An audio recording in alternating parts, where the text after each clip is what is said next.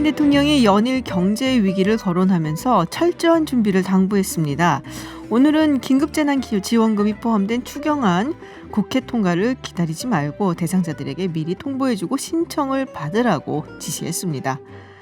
여야는 선거운동이 끝난 오늘 밤 자정까지 마지막 유세를 이어갑니다. 민주당은 서울부터 울산까지 대장정에 나섰고요.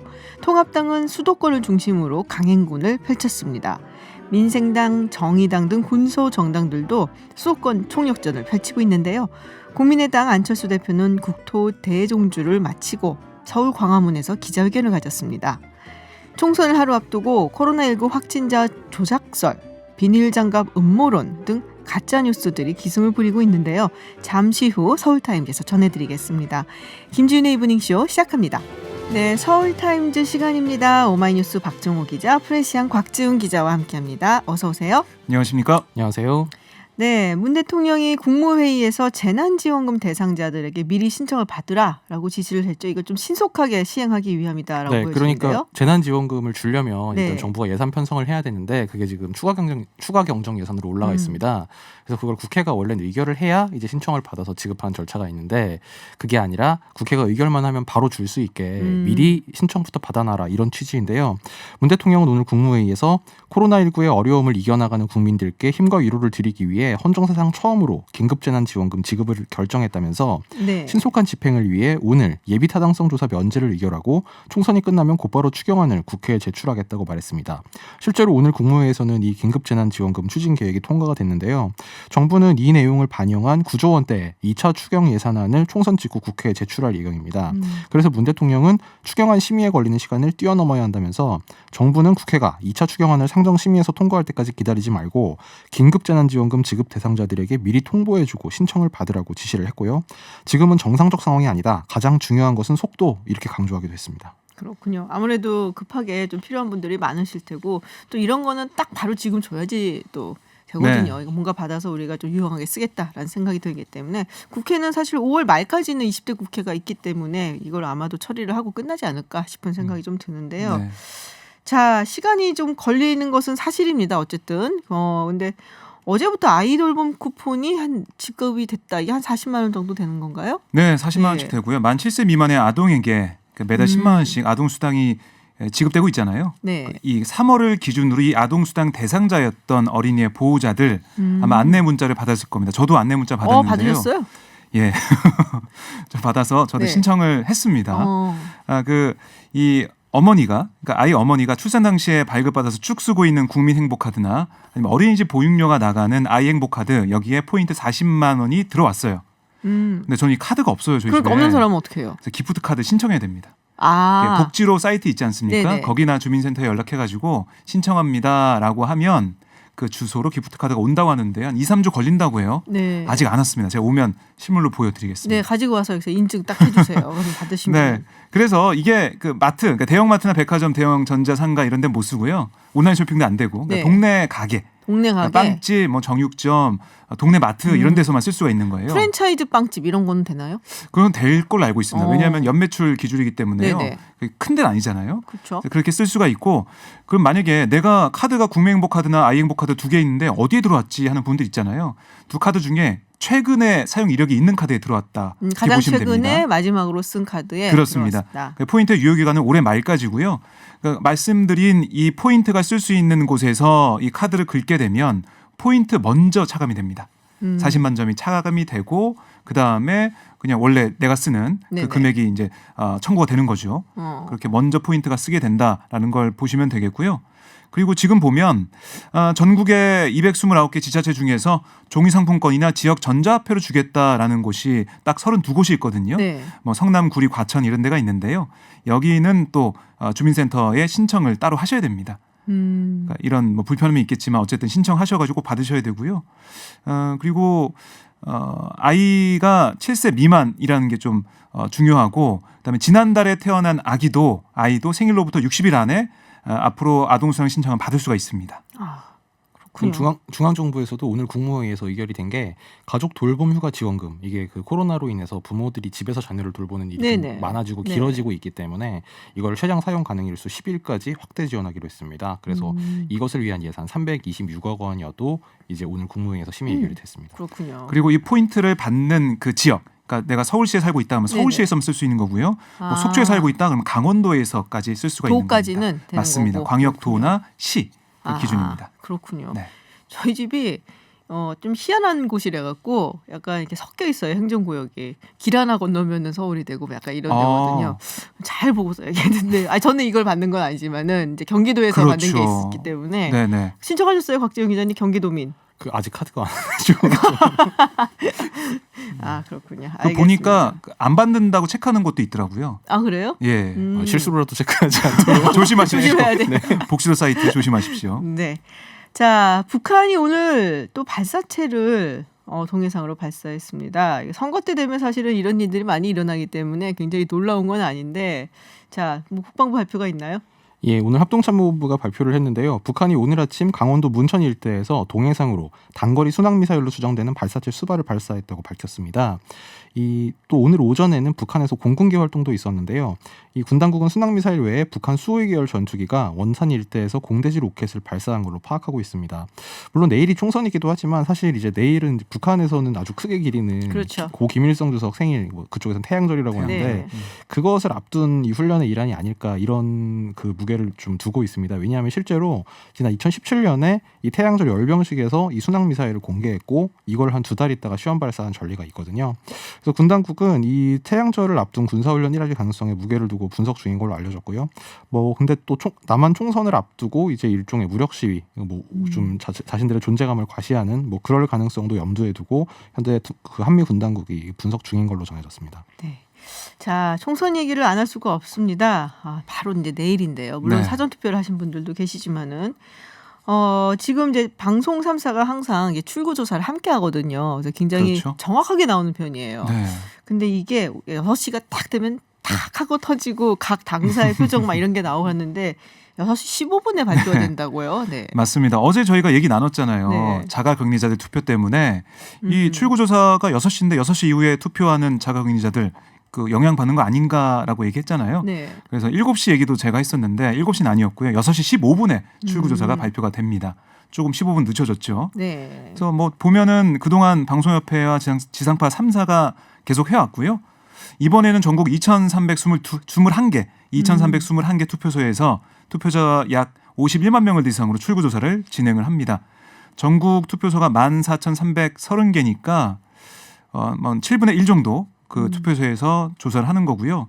투표소 밖에서 50m 이상 떨어진 지점, 투표를 마치고 나온 유권자 5명마다 한 명씩을 대상으로 직접 물어보는 겁니다. 조사원이. 근데 이번에는 코로나19 때문에 좀 조심스럽다고 해요. 그렇죠. 그래서 이 조사원들도 방역 대책을 잘 마련해가지고 마스크나 아니면 손소독제 이런 것도 잘 바르고 해서 최대한 건강에 이상 없게 진행을 하겠다라고 얘기는 하고 있습니다. 네.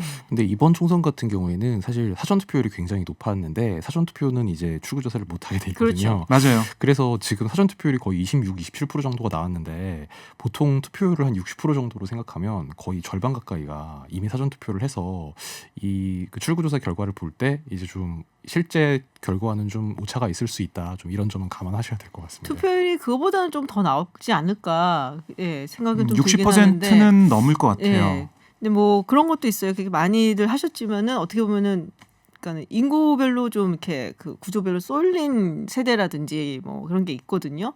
뭐 아니면 지역이라든지 이제 그런 걸 아마 이제 여론조사 그런 이제 조사 기관들에서 웨이팅을 준다 그러잖아요. 가중치라든지 이런 거 아마 계산을 해서 최대한 정확하게 맞추려고 하지 않을까라는 생각은 좀 합니다. 이번에도 이런 우려가 나와가지고요. 여론조사 기관에서는 그걸 다 고려해서 최대한 정확하게 해보겠다라고 얘기하고 있습니다. 그러니까 나온 바로 숫자 그대로 내보내는 경우는 별로 없거든요. 네, 그렇죠. 그걸 다 이제 뭐 좀 이상한 말이지만은 마사지를 한다 이런 식으로 얘기를 해요. 보정을 거친다. 네, 보정을 해갖고서는 그래서 여론조사업계에서는 그래서 그거를 뭐 가중치를 넣고 그래서 뭐 어떤 좀 조정들을 좀 하기는 합니다. 근데 그게 표본이 동일하면 이제 균질적이면 이제 그게 좀 어느 정도 잘 보정이 되는데 사전 투표를 하는 경우에는 사실 어떤 당에 좀 뭐 열성적 지지자들이 이제 이런 분들이 사전 투표하는 경향이 좀 많은 그렇죠. 걸로 알려져 있어서 이제 아무래도 실제 결과까지 저는 좀 봐야 될 것 같습니다. 그렇죠. 그래서 조금 요번에는 예전에는 거의 뭐 0.1%막 이렇게 차이로 거의 네. 맞았었는데 요번에는 조금 더 차이가 날 수도 있겠다라는 생각들도 좀 들기는 합니다. 자, 지금 뭐 막바지 유세를 하느라 굉장히 바쁠 것 같아요. 여당도 그렇고 다른 야당들도 그렇고. 뭐 여당은 제가 오프닝에서도 소개를 해드렸지만 거의 뭐 전국적으로 쭉 내려가는 것 같고 야당은 네. 수도권에 굉장히 집중적으로 포화를 맞습니다. 네, 네. 집중하는 것 같은데요. 그렇습니다. 뭐 여야가 어떻게 보면 정말로 네. 그 사활을 건 그런 마지막 유세를 하고 있는데요. 보면은 황교안 대표 같은 경우는 오늘 그 기자회견을 보신각 앞에서 연 다음에 또다시 신발을 벗고 맨 땅에 절을 큰절을. 하는, 읍소하는 그 모습을 큰절을 하고 보였죠. 이렇게 부복한 자세로 한 10초간 엎드려 있던 게 좀 눈길을 끌기도 아, 했습니다. 10초, 가만히. 10초 동안이나? 예, 네. 오, 그 그렇군요. 민주당 같은 경우에는 방금 말씀하신 대로 이제 이낙연 그 공동선대위원장 같은 경우는 이제 본인 지역인 이 종로 쪽에 좀 집중하는 모습이었고요. 이해찬 대표는 울산 그리고 이 노무현 전 대통령 사위로 알려진 이 곽상원 후보 네. 이제 이분이 출마한 충북 보은 옥천 영동 괴산 이 지역을 지원 유세를 갔습니다. 그 반면에 이제 통합당 같은 경우에는 이제 김종인 위원장이 오늘 서울만 한 9군데 10군데 정도를 집중적으로 도는 이제 수도권 집중 유세를 펼쳤고요. 황교안 대표는 역시 본인 출마지인 종로에서 집중 유세를 펼쳤고 방금 말씀하신 대로 이제 아까 오전에 보신각에서 대국민 기자회견을 했는데 좀 이따 8시쯤에 또 광화문에서 네. 입장 발표를 한 차례 더 한다고 합니다. 그렇군요. 다른 정당들은 뭐 어떤가요? 이제 민생당에서는 손학규 상임선대위원장이 역시 수도권 쪽에 집중을 해서 서울 지역을 중심으로 많이 돌았고요. 심상정 대표는 역시 격전지 위주로, 그러니까 정의당이 좀 전략적으로 집중하고 있는 네네. 그 경남 창원 성산 여영국 의원 네네. 지역구인 그리고 이제 그 비례대표 이정미 의원이 출마한 인천 인천 연수울 연수울. 예, 요 두 군데를 지원 유세를 갔고요. 그리고 본인 지역구인 고양갑에서 아마 마무리가 될 것 같습니다. 그렇군요. 그리고 자. 안철수 대표가 오늘 드디어 네, 다 달렸잖아요. 다 달려서 서울 광화문광장에 도착해서 네. 기자회견까지 했습니다. 네. 네. 자. 기호 10번이었는데 하나 뭐 에피소드 같은 게 있었는데 에피소드 있었어요? 기호 10번 아닙니까? 그래서 세레모니 같은 게 있었어요. 퍼포먼스가. 네. 그래서 큰 판에다가 10번, 10 국민의당 이렇게 써놓고 기표하는 그 모양 만들어놨는데 큰 기표 용구를 들고 10번에 찍어야 되는데 그 밑에 11번에 찍은 거예요. 에? 그래서 굉장히 난감한 모습으로 그게 뭔 얘기예요? 잘못 찍은 거죠. 어, 네. 11번은 마라톤 때문에 좀 체력이 고갈됐는지 참고로 어. 11번은 친박신당. 어떻게? 그래서 거기서 좀 해프닝이 있었습니다. 아, 그렇군요. 네. 하나씩 조금 실수들을 하시더라고요. 보면은 이 안철수 대표가 약간 그런 작은 거에서 약간 삐끗 이런 것들이 와서 웃음을 주기도 하는데 네. 11번. 네. 이번에 왜 어쨌든 실물일까? 네. 의사, 마라토너 이런 여러 가지 네. 가능성 이거 좀 만들어놨다 이런 또 평가도 받고 있더라고요. 그렇죠. 이번 총선보다는 사실은 다른 걸 노리고 있을 가능성이 네. 크니까요. 자, 민주당이 이제 막판에 김남국 후보자 논란이 일어났는데 네. 어떻게 뭐 입장 정리가 됐는지. 뭐 입장이 좀 나왔는데요. 이인영 원내대표가 한 라디오 방송에 출연해서 통합당이 공격하는 것처럼 김남국 후보가 직접 부적절한 발언을 한 것은 아닌 것으로 파악됐다. 사실관계가 잘못된 정치 공세인 만큼 특별한 조치 계획이 없다라고 밝혔고요. 윤호중 사무총장도 기자들과 만나서 본인이 한 발언들에 다소 부적절한 대목이 없는 것은 아닌데 정도가 그렇게 심한 것으로 보이지 않는다.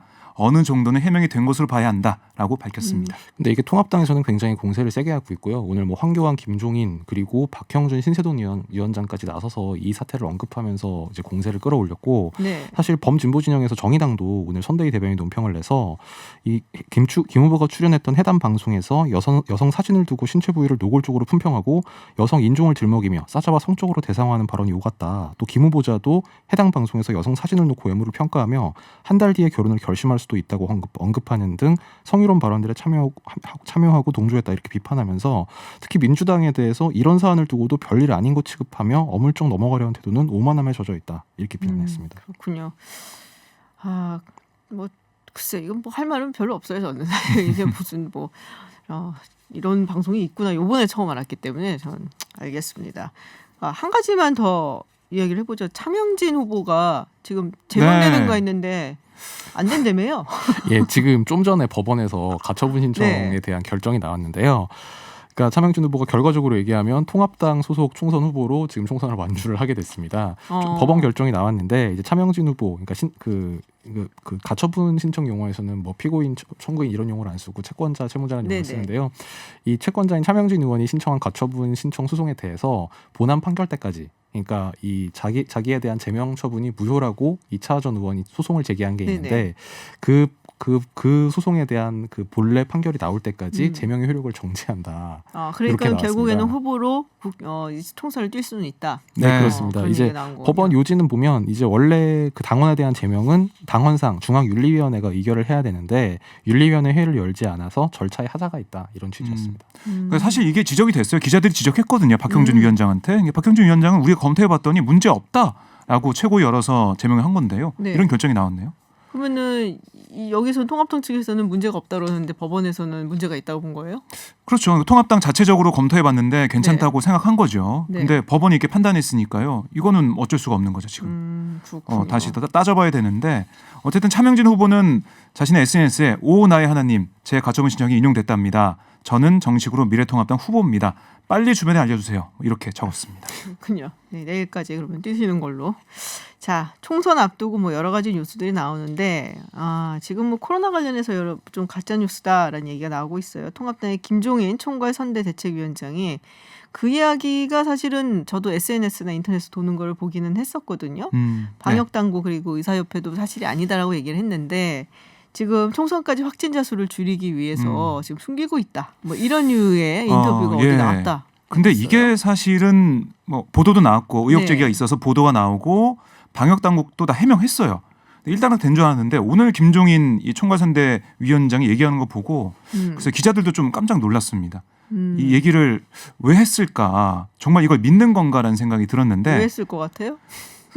믿어서 하지 않았을까 싶기도 하고 결국 이게 코로나 선거로 총선이 치러지는 게 별로 통합당이 유리할 게 없다 이렇게 생각하고 그래서 코로나 관련해서 이제 정부나 뭐 여당이 좀 평가를 받는 부분에 대해서 적극 공세를 하는 게 이제 김종인 위원장 오늘 아침 회견 취지였어요.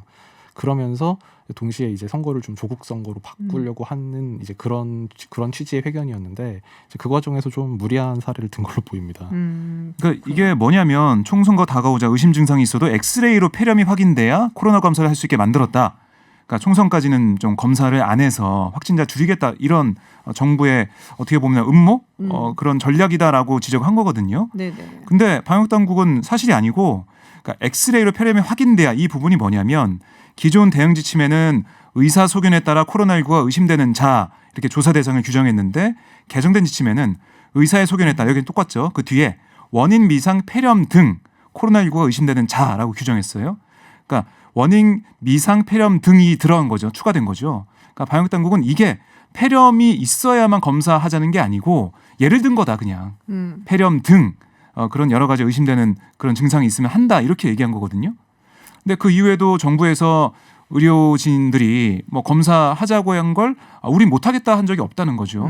그렇게 설명을 했고 또 의료진도 제가 좀 취재를 해보니까 아니 이거는 정말 의료진들을 뭘로 보고 그러는 거냐 이렇게 좀 화를 내더라고요. 가짜 뉴스다. 의료진은 매일매일 열심히 검사를 하고 있다라고 얘기를 했습니다. 지금 우리 정부 관료 중에 가장 유명해진 정은경 질병관리본부장도 어제 사실 이미 브리핑에서 관련 질문이 나왔어요. 모 신문에서 이렇게 보도를 하면서 이게 어떤 거냐 이렇게 질문이 나왔는데 지금까지 의료기관 검사 청구를 정부가 미인정한 사례가 없다. 그러면서 뭐 검사 건수가 줄었다는 것도 사실이 아니다. 그러니까 지금도 하루 15,000건 정도 검사를 진행하고 있다. 이렇게 설명을 했습니다. 알겠습니다. 자, 시간이 많지가 않아갖고 이 얘기 빨리 해야 될 것 같아요. 사전 투표하신 분들 모두 아시겠지만 이제 들어갈 때 마스크 끼고 계시고 그리고 비닐 장갑을 끼고 투표를 해야 되는데 근데 이 비닐 장갑 관련한 가짜 뉴스가 뭔가요, 도대체? 그러니까 이게 뭐 어디 무슨 공식적인 주체가 있는 건 아니고요. SNS 상에서 이제 일부 사용자들이 이 비닐 장갑을 끼고 투표를 하는 게 투표를 하면 이제 좀 미끄러우니까 도장을 찍을 때 좀 손이 미끄러지는 경우가 있다. 여기까지는 괜찮은데 이게 일부러 비닐 장갑을 끼게 해서 그렇게 무효표를 많이 만들려고 하는 그게 이제 뭐 선관위의 음모다. 이제 이런 식의 음모론 제기가 있는데요. 사실 이게 위험한 게 그래서 뭐 일부 이용자들은 비닐 장갑을 벗고 기표소 안에서 투표를 하고 다시 몰래 껴라 이런 얘기를 하는데 이게 지금 질병관리부 방역당국과 선관위가 들으면 아주 기함을 할 얘기죠. 그러면 안 되는 거잖아요. 그렇죠. 이제 왜냐하면 당연한 말이지만 혹 그 오염 위험이 있고 지금 감염병 예방 효과가 없게 되는 거기 때문에요. 그 사실 그리고 조금만 생각해 보면 어머님들이 집에서 비닐 장갑 끼고 막 뭐 칼질도 하고 더 어려운 일도 많이 하시는데 도장 하나 찍는 게 뭐 그렇게 사실 어려운 일도 아니기 때문에 어려운 일은 아니죠. 네. 그거는 제가 약간 걱정은 됐어요. 이게 묻으면 네. 어떡하나 뭐 이런 생각인데 그게 생각해보니까 묻는 게 아니었더라고요. 네, 특수 잉크를 네, 써서 특수 잉크를 갖고 잠깐 이게 왜냐면 비닐 장갑이니까 여기 묻어갖고 묻히면 예, 어떡하지 부동산이나 생각했는데 은행에서 찍는 그 네, 인주랑은 그거랑 좀 다릅니다. 다르니까 괜찮겠구나라는 생각을 했어요. 네. 왜냐면 저 같은 경우는 비닐 장갑이 좀 크거든요. 보통의 비닐 장갑 손가락이 좀 희한하게 작아갖고 손이 그래서 이렇게 또 항상 남는데 네. 그 생각은 좀 했는데 비닐 장갑 끼셔야 됩니다. 네, 빼지 마시고요. 그럼요. 인증샷도 하지 말라. 이걸 제가 어디서 제가 들은 게 있어요. 지인한테. 네. 이게 이제 인증샷이 나 투표했다라고 인증샷 여기 뭐 손이나 이런 데다가 찍잖아요. 그리고 막 사진 찍어서 맞아요. 올리기도 하고 벗어야 되잖아요. 그러면 그거를 비닐 장갑을 그러지 말라고. 상식적으로 그러니까 손으로 가장 전파가 쉽다고 하는데 손에 기표 용구를 찍었다는 거는 그러니까. 그 기표 용구 손에 묻은 세균이 기표 용구에 옮겨졌을 수가 있는 거예요. 그걸 또 다른 사람이 쓰는 거잖아요. 그렇죠. 그리고 비닐 장갑에 찍더라도 비닐 장갑을 찍어서 가지고 나와야 되잖아요. 네. 버리지 않고 그 비닐 장갑에 바이러스가 있어서 또 퍼질 수도 있습니다. 그런 가능성도 있는 거죠, 사실은. 그러네. 붙어. 비닐 장갑을 낀 그런 이유가 없는 거죠. 예를 들면 그렇게 되면. 그러니까 물론 그런 일은 없어야 되겠지만 앞 사람이 뭐 무증상 감염자라서 감염이 된 상태인데 그 사람이 기표 용구를 쓰면 그 도장 기표 용구에 바이러스가 묻겠죠. 그렇죠. 그럼 그게 그 인증을 하려고 여기 손등에 찍으면 손등에 묻겠죠. 그럼 그 상태로 집에까지 오면 안 된다는 겁니다. 그러니까 비닐 장갑에 찍어도 비닐 장갑 찍고 그냥 나오면 거기 또 묻어 있는 거잖아요. 복잡합니다. 나는 자, 가서 몸소 체험해 보는 수밖에 없고 최대한 시키는 대로 그냥 내일 가서 한번 네. 제가 한번 직접 껴보겠습니다. 네. 미끄러운지 안 미끄러운지. 제가 한번 껴보겠습니다. 네. 네, 내일 선관위 그리고 의사협회에서는 오전 9시부터 11시는 좀 피해서 투표를 하라는 이야기가 있었습니다. 아무래도 사람이 많이 몰리니까 그런 것 같고요. 네, 청취자 여러분들 사전 투표하신 분들은 네, 훌륭하시고요. 또 아직 안 하신 분들은 내일 꼭 투표하시기 바랍니다. 서울타임즈 여기서 마치겠습니다. 지금까지 프레시안 곽지훈 기자 그리고 오마이뉴스 박정호 기자였습니다. 고맙습니다. 고맙습니다. 감사합니다. 네, 해외 뉴스 알아보는 서울타임즈 시간입니다. 전주현 캐스터와 함께합니다. 어서 오세요. 네, 안녕하세요. 많은 분들이 네. 지금 막 문자 보내주시는데 사전 투표하신 분들 네네. 비닐 장갑 끼고 해도 전혀 미끄럽지 않다고 그렇습니다. 한 정말 너무 많은 분들이 보내주셨어요. 네. 제가 끼워봤잖아요. 맞아요. 네, 투표하셨죠? 전수전 투표를 해서 장갑이 문제가 아니고요. 네. 대부분 하신 분들하고 또 얘기를 나눠봤는데 네네. 비례대표 투표를 할 때 칸이 너무 너무 좁습니다. 거의 그 도장 꽉 찰 정도로만 칸을 해주셨더라고요. 그러니까 아니면 이게 60cm 그러니까요. 이게 아니 안 그래도 길긴 하지만 네. 그래도 이 도장보다 조금 여유가 있게 해주셨으면 그래서 내 표가 사표가 되면 어떡하나. 그리고 이제 제가 머리가 길어서 비례대표를 찍는 순간 머리가 스르르 내려온 거예요. 그리고 그 순간 소리를 지를 뻔했어요. 오 이래가지고 그래서 혹시 머리가 기신 분들은 머리를 좀 묶고 가시거나 핀으로 좀 꽂고 가시면 훨씬 사표가 나오지 않게 하실 수 있을 것 같습니다. 네, 네. 많은 분들 의견 보내주셨고요. 네, 걱정 안 하고 그러면 가서 네네. 미끄럽지 않으니까 그렇습니다. 네, 네. 투표를 하도록 하겠습니다. 자, 코로나 얘기부터 조금 해보도록 하겠습니다. 미국하고 유럽, 미국도 약간 조금 네. 확산세는 조금 주춤한 게 아니냐라는 그렇습니다. 생각이 좀 드는데 지금 그 봉쇄를 해서 그렇다라는 네. 얘기를 하고 있고, 근데 이거를 어떻게 할 것인가, 연장을 네. 계속 할 것인가, 해제할 그렇죠. 것인가. 네. 아무래도 경제적인 타격 때문에 그렇겠죠. 그렇습니다. 이제 확산세가 조금씩 약해지고 있긴 하거든요. 네. 그러니까 정점을 지난 거 아니냐? 약간 미국에서는 이런 평가가 나오고 있어요. 그래서 지금 미국, 유럽 이렇게 주요 국가 코로나19에 감염된 주요 국가에서 경제 활동 정상화 시점을 검토하고 있는데 일단 세계보건기구는 감염됐다가 완치가 됐는데 재확진 판정을 받는 사람이 있으니까 너무 서둘러서 하면 안 된다라고 맞아, 지금 우리도 우려를 있었잖아요. 하고 있습니다. 근데 지금 미국에서는 트럼프 대통령이 일단 경제 정상화하는 시점을 5월 1일을 잡고 있잖아요. 그래서 지금 주지사들하고 약간 신경전을 벌이고 있는데 지금 백악관 브리핑에서 경제 활동 재개를 누가 결정하느냐, 미국 대통령이 전권을 갖는다, 내가 내가 결정하는 거다 이렇게 얘기를 했어요. 왜냐하면 그날 오전에 주지사들이 이제 뉴욕 같은 동부 6개 주, 캘리포니아주 등 서부의 3개 주 이렇게 민주당 소속의 9개 주 주지사가 모여서 경제활동 재개를 함께 조율해보자, 보조를 맞추자 이렇게 했는데 이 민주당 소속의 주지사들은 5월 1일은 너무 빠르다는 입장입니다. 그래서 조금 더 늦춰야 되는 게 아니냐. 뭐 6월 10일 안도 나오고 있고요. 그런 얘기가 나오니까 지금 트럼프 대통령이 발끈해서 내가 결정을 한다 이렇게 얘기를 하는데 또 헌법학자나 언론학자들은 이건 주지사가 결정하는 거다 또 이렇게 얘기를 하고 있고요. 또 공화당 쪽의 주지사들은 지금 감염자 수가 상대적으로 적은 지역에 봉쇄가 많이 내려져 있는데 그때 그쪽부터 좀 풀면 된다. 그래서 봉쇄 피해가 더 크니까 빨리 경제활동을 재개해야 된다 이러면서 지금 약간 알력 싸움을 벌이고 있는 그런 상황이고요. 유럽도 각 정부에 따라서 상황이 좀 다릅니다. 일단 스페인은 13일부터 건설 제조업 분야에서 일부 경제 활동이 이미 시작이 됐어요. 그래서 지금 보건당국은 안 된다라고 말렸지만 정부가 봉쇄를 선언한 지난달 14일 이후에 스페인에서 90만 명의 일자리를 잃었답니다. 그러니까 아이고. 정부로서는 고민을 하지 않을 수가 없는 상황이었어요. 그래서 반면에 대형 상점, 바, 클럽 이렇게 사람이 몰리는 장소만 26일까지 영업을 금지하기로 했습니다. 오스트리아도 이제 비슷한 상황이에요. 대형 쇼핑센터는 조금 더 이제 잠정적으로 휴무를 더 연장하지만 주요 활동은 14일부터 재개하게 됩니다.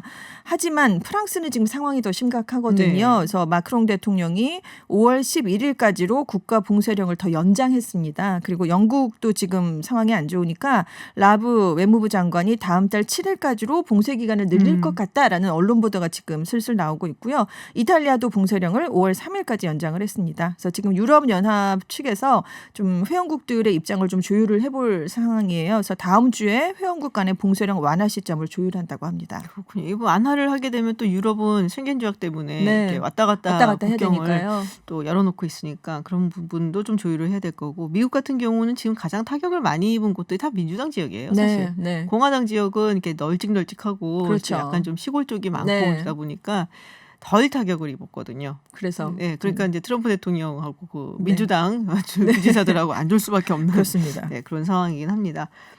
일본 국회가 네. 이 코로나19 때문에 국민들과 고통을 함께하겠다라는 의미에서 세비를 20%를 삭감하는 방안을 추진하기로 했다라고 네. 하는데 짜다. 2%가 뭐예요? 한 반은 해야지 이게 딱 와닿는데. 모범을 보이는 차원에서 하겠다라고 했는데 이제 올해 지급되는 국회의원 세비를 앞으로 1년 동안 20% 삭감하는 방안을 추진한다는 얘기입니다. 왜냐하면 어제 요미우리 산케이신문 다 조사를 해봤는데 일본 정부의 코로나19 대응 대책이 잘못됐다. 이게 거의 한 80%가량 나왔거든요. 그래서 이런 얘기를 오늘 나누게 됐습니다. 집권 자민당, 제1야당 입헌민주당이 경제 상황이 어렵고 국회의원들도 국민과 마음을 같이 할 필요가 있다라면서 이렇게 합의를 했다라고 얘기를 했는데 그럼 얼마 정도 되나 이렇게 봤더니요. 일본 국회의원 세비법에 따르면 의원 한 명당 급여가 월 129만 4천 엔 그래서 우리 돈으로 한 1,461만 7천 원 정도라고 합니다. 이걸 20% 삭감하면 그러니까 1,461만 원 정도에서 1,169만 원 정도로 조금 내려온다는 거죠. 그러니까 2011년에 동일본 대지진이 발생했을 당시에도 부흥 재원을 확보한다는 차원에서 일본 국회가 세비를 삭감했던 적이 있다고 합니다. 그러니까 20%좀 짜요. 반은 삭감을 해야지 이렇게 확 와닿거든요. 그래도 삭감을 하는구나. 저는 이런 생각을 그래요? 네, 처음에는 했어요. 굉장히 시각이 다르구나. 네. 알겠습니다. 네, 중국이 노동절 연휴가 5월 1일부터 5일까지 네. 기네요. 우리는 하루인데. 네, 그렇죠. 코로나19 확산을 우려했기 때문에 그 유명 관광지 관광객 수를 좀 제한을 한다라고 그렇습니다. 얘기하고 있어요. 지난번에 청명절 연휴 4월 4일부터 6일 사이에 네네. 정말 많은 분들이 몰렸잖아요. 그래서 지금 사실 확산세가 안정화되고 있긴 하지만 이렇게 관광객이 주말과 휴일 연휴에 몰리게 되면 다시 감염세가 이제 확산될 수 있다라고 우려했기 때문인데 그래서 지금 감염병 방역 기간에 전국의 모든 관광지 입장객 수를 30% 이하로 제한을 하고요. 실내 관광 시설은 개방을 임시 중단하기로 했습니다. 또 관람 예약 시스템을 만들어서 시간대별로 입장객을 나눠서 입장을 시켜라. 분산 입장을 시켜라. 이렇게 했고요. 현장에서 표를 판매하는 건 전면 금지가 됐습니다. 그리고 이제 입장객들이 이렇게 관광지에 들어가기 전에는 체온을 측정하게 되고요. 관광지 소독 같은 방역 업무를 철저하게 이행해야 된다. 이런 규정이 지금 담겼습니다. 지금 중국에서 본토 내 확진자는 확진자는 정말 많이 줄어들었어요. 근데 역외 유입으로 인한 신규 확진자 증가세는 계속되고 있거든요. 13일의 경우 중국에서 신규 확진자가 89명이 나왔는데 86명이 역외 유입 사례였습니다. 네, 그렇기 그렇군요. 때문에 긴장을 할 수밖에 없죠. 자, 이제 코로나19가 그러면 우리 사회에 어떤 영향을 미칠 것인가 네. 이거에 대한 연구는 계속 나오고 있어요. 그렇습니다. 뭐 다양한 경제적인 분야에서. 거, 뭐 네. IT, 뭐 정치적인 거, 뭐 전부 다 나오고 있는데, 이거는 사실 뭐 그 누구도 부인할 수 없는 얘기인 것 같아요. 미국 같은 경우는 빈부 네. 격차. 이게 점점 더 심화될 것이다라는 얘기가 나왔어요. 그렇습니다. 네. 지금 식당, 호텔 이렇게 저임금 서비스직에서 일하던 노동자들이 대거 해고되는 사태가 발생하고 그렇죠. 있거든요. 그래서 빈부격차가 순식간에 벌어지게 생겼다 이런 우려가 나오는 거예요. 그래서 포브스가 이런 이제 분석 기사를 내놨습니다. 투자은행 UBS 은행의 조사 결과를 인용했는데 코로나19 사태가 이제 확산이 되면서 부유층은 저축을 20% 정도 더 늘리겠다 이렇게 얘기를 했다는 거예요. 근데 반면에 저소득층은 오히려 20% 정도 저축을 덜 할 수밖에 없다 이렇게 답을 한 것으로 조사가 원래 됐습니다. 저소득층은 저축을 못해요. 못하죠. 네. 그 지금 뭐 다달이 네. 들어가는 돈을 대기도 네, 바쁘잖아요. 미국 구조상은 네, 지금. 그래도 뭐 아껴서 했던 분들조차도 지금 일단 저축해놓은 것도 다 해약해야 되는 그렇죠. 그런 상황이잖아요. 그래서 지금 코로나19로 인한 경제마비가 한 달 이상 계속되면 10년 동안 그래도 미국이 줄여오려고 노력했던 소득 불평등 격차가 사라질 수 있다. 이런 우려를 브루킹스 연구소의 무로 선임 연구원이 내놨습니다. 그래서 지금 실업자 수가 3주 만에 미국에서만 1,680만 네. 명이나 나왔잖아요. 그러니까 실제로 지금 수치로 나오고 있고 인종적으로 극심한 빈부격차가 더 또 좀 심각해지고 있습니다. 2019년 기준에 미국 백인의 중위 순자산이 2억 500만 원이었는데 흑인들의 중위 순자산이 2,100만 원에 불과했던 것으로 조사가 됐어요. 근데 지금 이 흑인들이 주로 저임금 서비스업에 종사하니까 그렇죠. 올해 조사를 해보면 이 격차는 훨씬 더 벌어질 수밖에 없다는 거죠.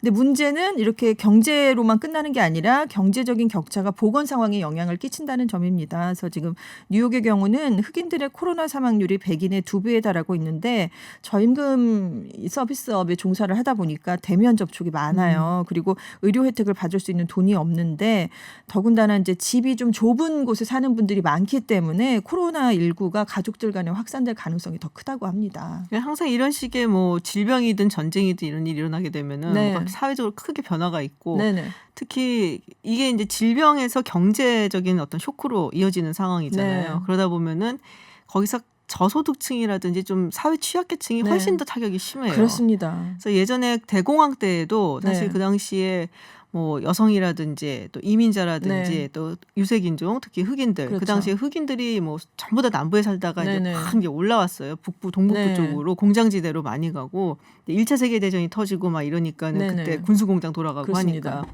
근데 거기서 딱 대공황이 터지니까 이 사람들이 다 잘리고 네. 같이 공장에서 일하던 사람이라도 백인 남성들은 남기고 흑인들은 다 자르고 먼저. 여성 네. 자르고 이런 식으로 했거든요. 그래서 사실 그 전까지는 흑인들의 상당수가 공화당을 지지했어요. 네네. 링컨의 정당이니까. 그렇죠. 근데 이 대공황이 터지면서 이제 루즈벨트 대통령, 민주당 대통령이 이들을 위한 사회복지 시스템 네. 이런 걸 만든다 그리고 도움을 주고 하니까 그때부터 서서히 민주당으로 돌아서기 시작을 했죠. 그래서 이런 일들이 사회 구조도 바꾸고 네. 또 정치적인 성향도 성향도 많이 바꾸고. 바꾸고 여러 가지로 좀 타격을 주는데 그렇습니다. 그 와중에 유튜브에서 아하님께서 네. 코로나 대응을 잘 못해서 트럼프 재선 먹구름일까요? 제 생각이 궁금하다고 하셨는데요. 네네. 자신 얘기 안 해요. 제가 이런 걸. 2016년도에 흑역사를 하도 세게 써갖고 네. 절대로 얘기 안 합니다. 그때는 맞춘 게 AI밖에 필요 없어요. 없잖아요. 네. 아직 네. 시간이 많이 남아서 네 아직 이게 아마 예측하기는. 경제 여파가 어느 네, 정도냐 그렇습니다. 이게 가장 네. 크게 작용을 할 그렇죠. 거라고 그냥 개인적으로 많은 분들이 네, 또 그렇게 생각을 해요. 얘기를 하시죠. 네.